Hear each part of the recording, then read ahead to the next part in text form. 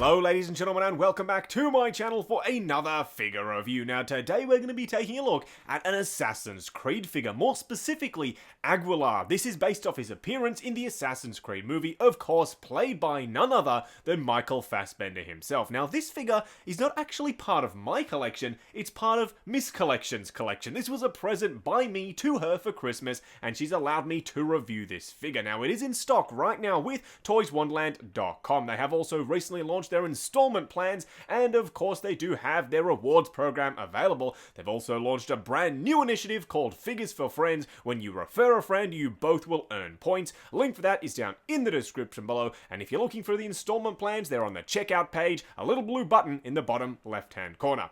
Either way, what we're going to do now is get all of Aguilar's accessories out here and take a closer look at everything he comes with. And here we have all of his accessories. Now you're probably thinking to yourself, Justin, you skipped over the unboxing segment. Well, no I didn't, unfortunately, because this was a Christmas gift. Miss Collection had already unboxed this figure. She wasn't waiting for me to do the review, she was busting this figure open, and spoiler alert, she really does like it. Now as you can see, he doesn't come with a hell of a lot of accessories. In fact, the most of the budget, I assume, was spent on this display base. It's really awesome. It's also very heavy and very big. It's nicely painted. It's very on sort of trend, I guess you could say, for this style of figure. I love the fact you can have him jumping off here. It'll look absolutely awesome. I have a feeling that DamToys really do like the property, hence they go for these really awesome, intricate style display bases, and I love it. They're very character specific. This one right here, as you can see, does have a brick wall section at the top there, and it's got some nice decorative detail. It's all sort of broken down, and there is a dynamic flight pole, so you can have him, of course, as I said, jumping off this display base. It looks really awesome, and I do like the bronze style Assassin's Creed nameplate. Now he also does come with a bow and of course an arrow to go with it. The string isn't really a string, it feels more like a wire, which means it's going to be very, very sturdy, so I do appreciate that. It's also painted and detailed really nicely. Now in terms of the arrow itself, he only comes with one, but I do appreciate that the end has a little bit of a wider section, so when you put it in his fingers, it's definitely not going to fall out. Now he also does come with one of these little blades. I'm not exactly sure what you call this blade, but he comes with one of them, and you can install it on the little sheath on the body, and he does come with three of these little blades, which more look like throwing knives or something like that. They are painted in just a basic silver, and again, you can store these on the body. Now he does come with a bunch of hands, and yes, the one on the right side is missing the finger. The detail isn't that gruesome, which is good. I don't think I'd like it to be really gross and wet looking, so I do appreciate it not looking too horrid, but the paintwork on the rest of the hand is pretty darn good.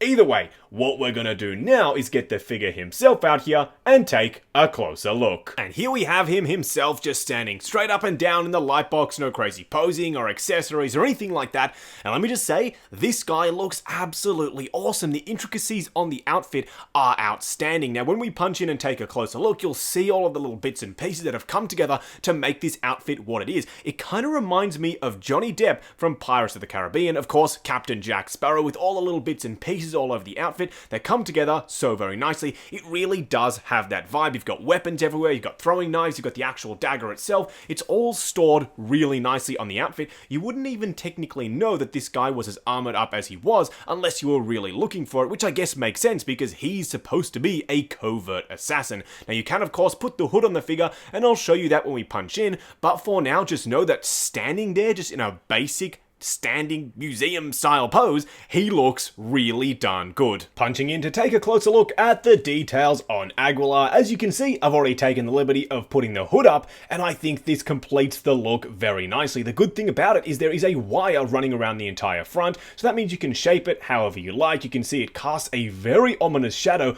over the head sculpt itself. The entire thing looks really darn awesome when you have the hood on. It also has some nice intricate detailing all over. Now peeling it back to reveal the Michael Fassbender likeness, it can be a little bit of a challenge because of the plastic hair. It gets caught on the hood itself, so just be careful, but the head sculpt itself, I think, looks pretty decent. It's not 100% perfect. I don't think it's the best Fassbender sculpt that I've ever seen. It looks a little bit smiley, and the details look ever so slightly too soft, but overall, I still think it looks pretty darn good. The paintwork is very nice and clean, and let's be honest with one another, we're all gonna have the hoods on the figure. We're not gonna have the figure displayed like this. He's an assassin. He needs his hood up, so I'm pretty sure that's what everyone's going to do, us included. Now, in terms of this armor piece along the top here, it is a rubbery plastic and it can move a bit, so you'll see how it affects the articulation a little bit later in the video. You can also see that you can store the throwing knives on the outfit, and you can do the same thing with the dagger itself. Overall, this outfit looks absolutely awesome. I love the mixed media. There's plastic pieces, there's material pieces.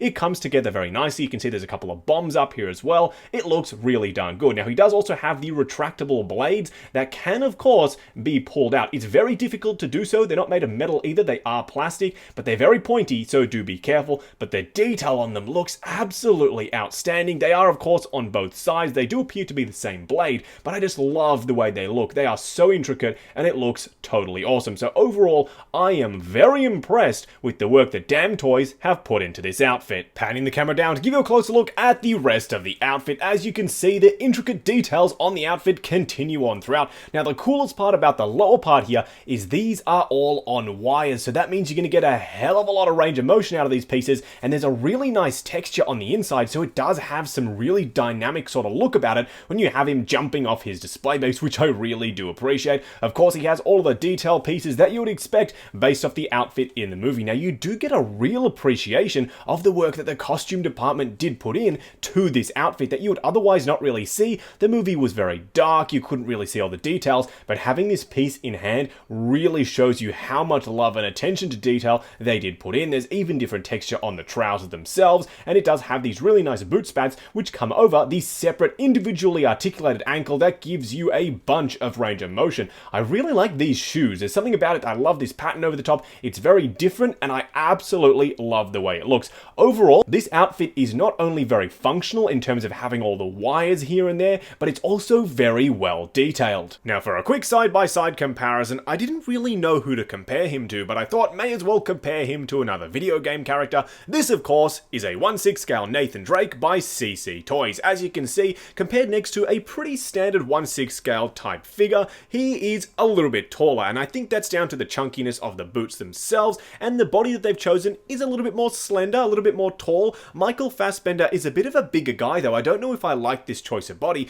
but it does allow for a little bit more articulation, so I guess I'm gonna have to go with it. But either way, standing alongside other video game characters, this guy isn't gonna look too out of place. Just quickly going over articulation on Aguilar, I'm of course gonna be a little bit more careful. This isn't my figure, this belongs to Miss Collection, and she would be incredibly mad if I was to break it. I'm gonna be a little bit more gentle. When you get yours in hand, I'm sure you can push the joints a little bit further than I'm willing to go. Either way, starting off with the head sculpt itself, you can see you get a fairly decent range of motion, but because of the plastic sculpted hair, and because of this front piece that is also plastic and sculpted, you're getting a little bit of a hindrance, but I'm totally fine with that. I would have much preferred sculpted hair than rooted hair, and I'm glad they went that way. Now, in terms of the arms themselves, there isn't too much of a restriction because this piece can move ever so slightly out of the way, which I do appreciate, and of course, going forward is pretty much unhindered. Now, he does have a double bend at the elbow, and of course, a swivel at the bicep, traditional 1/6 scale joint at the wrist. Now, where we get to the waist and the actual torso,